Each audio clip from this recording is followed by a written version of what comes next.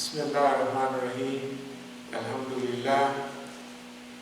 Alhamdulillah. Nahmaduhu wa nasta'inuhu wa nasta'dihi wa nastaghfiruhu wa nu'minu bihi jalla wa ala wa la akfuruhu wa ashhadu an la ilaha illallah wa ashhadu anna Muhammadan abduhu wa rasuluhu.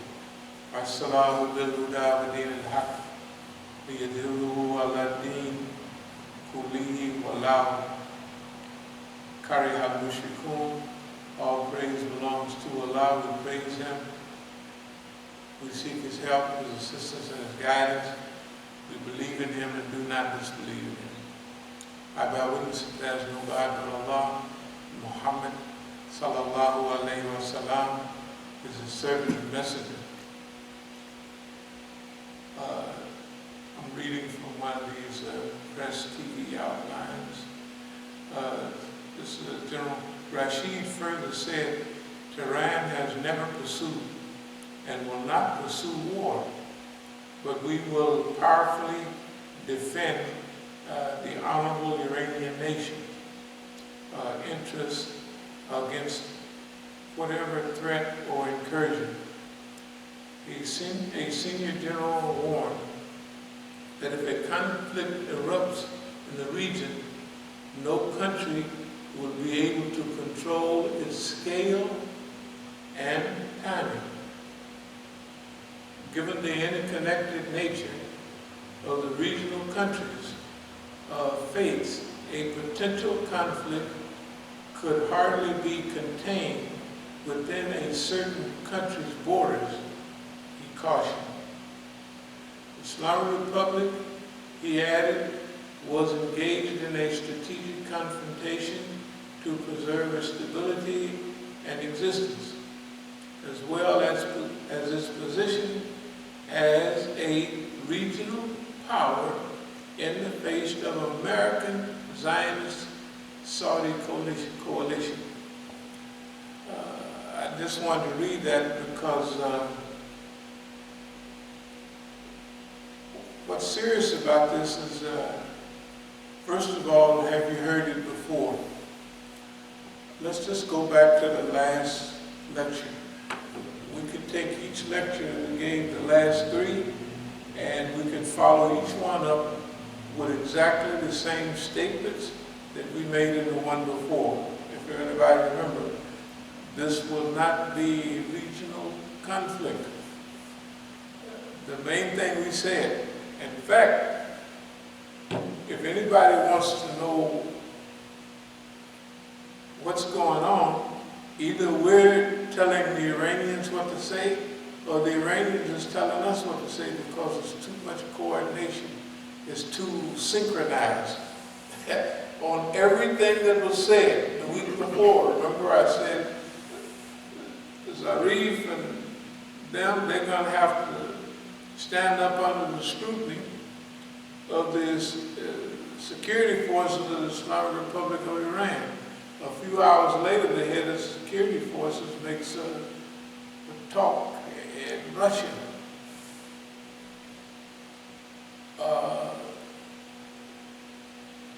The one just the other day, what we said was this. We said that whatever going on over there, we were specific. At first, we said that that Bahrain, that eastern provinces, and a few of those places would be attacked, that they should attack, not they should attack, because it wouldn't want. It is very possible that Bahrain, 80% Shia, and been under constant pressure, and the Fifth Fleet is there, might be liberated. We said the eastern provinces of Saudi Arabia, the Shia area, Qatif and all of that,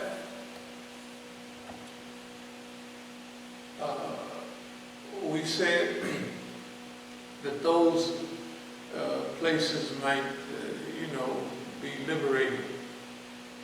Actually, we said that it would be good if they were liberated because, and it wouldn't conflict with the Muslims, they attacked Mecca and Medina, it wouldn't be none of that. This is Qatar, the eastern provinces of Saudi Arabia. But Thursday, when he pulled back, when he said they had a thing to go over there and do this, that, and another, my belief is that it was directly tied into what we said.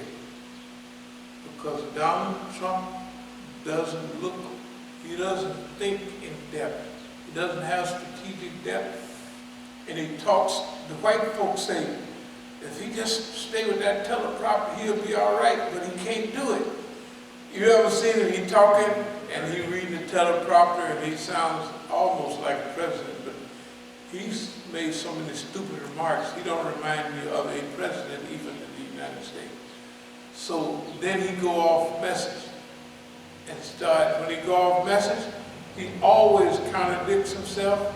He always lies, at least 1 or 2, 3 lies here and there. It don't make no difference. So, see, until the other day, the generals got to him. Well, somebody told him, look, you got that whole region. Just like the general just said here, he said this is the 23rd, this is the day he said that. Because he's displaying the pieces of the drone that got shot down. Mm-hmm. So he's explaining that anything happened in this region, you can't contain it to one country. That's saying exactly what we said. That not only that, but first of all, you know those end of an era events, just like the Soviet Union in '79 went into Afghanistan. They came out 10 years later and they was defeated. We said at that time, one marched to the bit to dust, now the other one's getting ready to go. In the history of these events, sometimes it takes a couple of cataclysmic wars. Because first of all, we don't depend on the Americans, nor the American people for morality, as we said the other day, nor do we depend on them for memory. Remember, they had the Korean War. That was an unpopular war. Well, I'm telling you, there was over 50,000 men got killed in Korea. But a few years later, they were ready to go. They zipped into Vietnam. Before Vietnam was over, they had 500,000 troops over there. 58,000 Americans was killed. And I don't know how many missing. And right after that, they go over to the Gulf War, 91, and they say that Vietnam syndrome is dead. They just go over there and wiped out Saddam, but they left him in power. And Madeleine Albright said about those sanctions they had on, and then they had depleted uranium, and all those birth defects. They said over 750,000 people have died under these sanctions. She said, I think it's worth it. That's unbelievable. You got to imagine now, in this war right here, the Iran-Iraq war was the first go-around. There's 7 of these books. Now, this is what they have on right there is to prevent this poison gas. All this book is full of poison gas. And they sent hundreds of patients to Sweden and everywhere else so the world could see we've been gassed. Now, right here, you know, in Iraq in the summertime, it's 120, 122 degrees, 125 degrees, and they have all this plastic outfit to protect them. Do you know that the soldiers, it was so hot, they had to take that plastic, they couldn't, imagine, with all this covering your eyes and everything, and this plastic stuff right here, they took it off. They couldn't wear it. I mean, it was just too hot. You know. So Iran is used to, they did 8 years of this. If you were to look at many of the old historical accounts, Iran was just in martyrdom mode. Everything was in martyrdom mode. The generals and everybody now, the parliament, everybody eased into that mode. They're there. They've arrived already. You can listen to it and you can hear it in their discussion and how they're talking about it. They're not like, okay, they mentioned we don't want no war, but they're not like, okay, please don't bother us. They're not into that. Okay, so right now, just like the general here was saying, you can't contain a war in that area. Not only you can't contain it, but in these wars, Iran was isolated and cut off, and Syria is the only one. So they're not looking for anybody else in the world to look out for them and protect them. Also, what they did with Saddam, what they did in Syria, you could notice the change in Syria when the Russians came in. The U.S. from 2000, for 2 years, they was bombing Daesh, ISIS, whatever they call it. The U.S. was. They ain't hit nobody. The Russians came in September, and they started knocking, bam, bam. In a month's time, that thing was different. So the U.S. wasn't trying because that's their allies. Also, there's these cataclysmic events or great events. And we always talked about, Brother Tufel and I always talked about, is this the time that, this is it. That's what we say about it. This is it. You know why? Each time is it.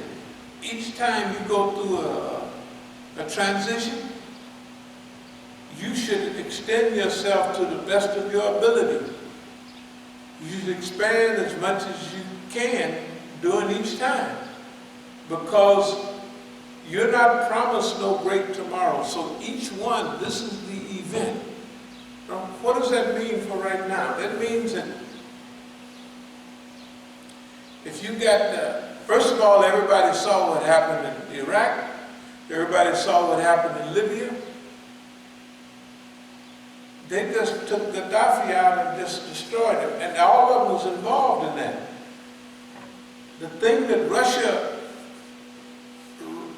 Libya got a lot of its weapons from Russia. So that's why Russia said, okay, they always say, we saw what you did in Libya. Because Russia signed on a little bit, reluctantly. But when they saw what they did, they said, no, that's it. There ain't no more of our allies going down. Now Russia sees it in its own strategic interest. How could it be not a Vietnam event, but the United States undermined the Soviet Union with Stinger missiles and all that? Because all they needed over there was bring down those helicopters. So those Stinger missiles was bringing down helicopters and fixed-wing jets too. They was taking them out. Pretty soon the cost was too high.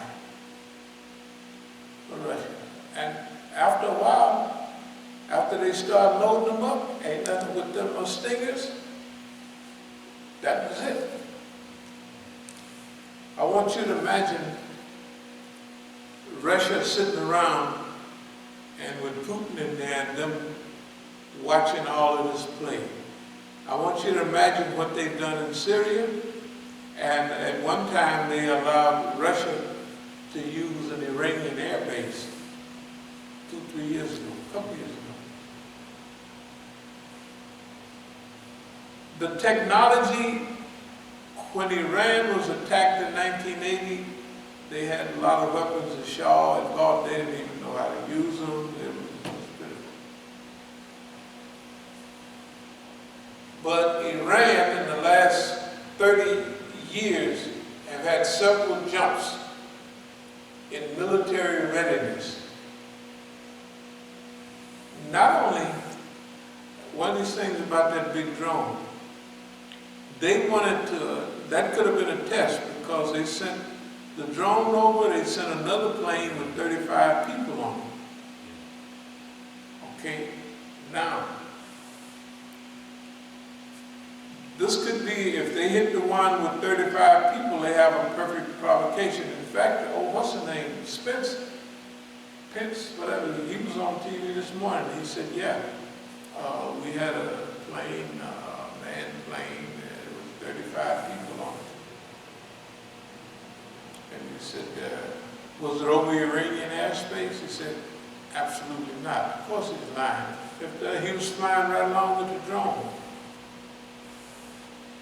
But Iran could pick up that the other one is what it is because of the wingspan and all of that, so they knew exactly what it was.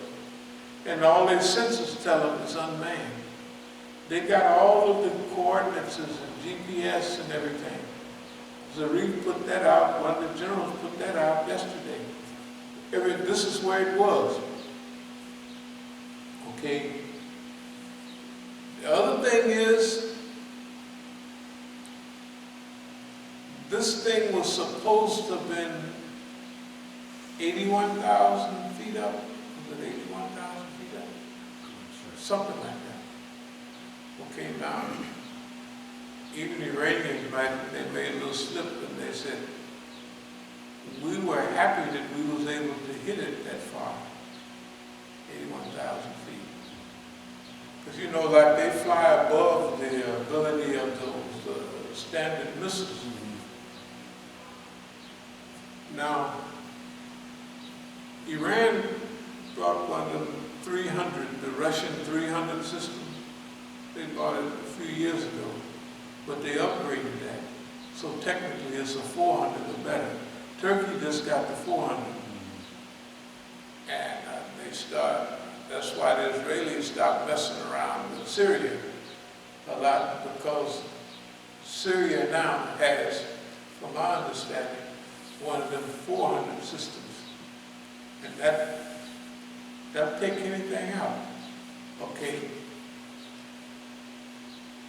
What I'm leading to is this. An analysis would say, according to the historical makeup, if the United States attacks Iran, there's no win for them at all in this. They can do some damage, but nothing close to Iraq. Number one, Iran gonna keep them busy. Remember, Afghanistan. You got to remember those troops in Iraq. They got troops in Iraq. Excuse me a second. They say, let's see, Iraq seeks to join forces with Iran to boast air defenses. This is on the 23rd, that's the date. So they have the general, I don't know if you see that, they have Iraq, which is, Iraq is 70% Shia. So when they got rid of Saddam Hussein, everybody go to Najaf and Karbala from Iran and all over the Shia world. They're all home folks. Iraq has called for enhanced cooperation with neighboring Iran in the area of air defense. days after Tehran successfully thwarted an American spying mission by downing a sophisticated surveillance drone over Iranian territorial waters. Okay, so that means the two biggest countries are already, that's Iran, 80 million people, that's Iraq, 30 million people, and Iran is three times the size of Iraq, but they both big places. So technically, that's the whole side of the Gulf over there. Because the Gulf ends at Basra in Iraq. On the other side, there's sweet pie, wheat mead, Arabs. Saudi Arabia has not even been able to finish off Yemen. Just imagine this scenario for that area. Forget about embassies all over the world and everything, but just visualize increased support to Yemen, increased support to Yemen, which would be automatic. I would say Iran is stockpiling right now, because they say they always prepared. Iran is prepared for this, so they stockpiling. The U.S. is not prepared for this. That's the other reason they had to pull back. Because if you send in 1,500 troops and another 1,000, that ain't no troops. That ain't a whole lot of folks. Okay, when they went over to Iraq to down Saddam, they sent the first go around, they sent 500,000 troops over there, 500,000. Scorched Crawford. But let's look at it like this. First, let's take the other side of the Gulf. Saudi Arabia, eastern provinces. Iran liberates eastern provinces. I say liberate because people are already Shia and they're killing them because they're Shias.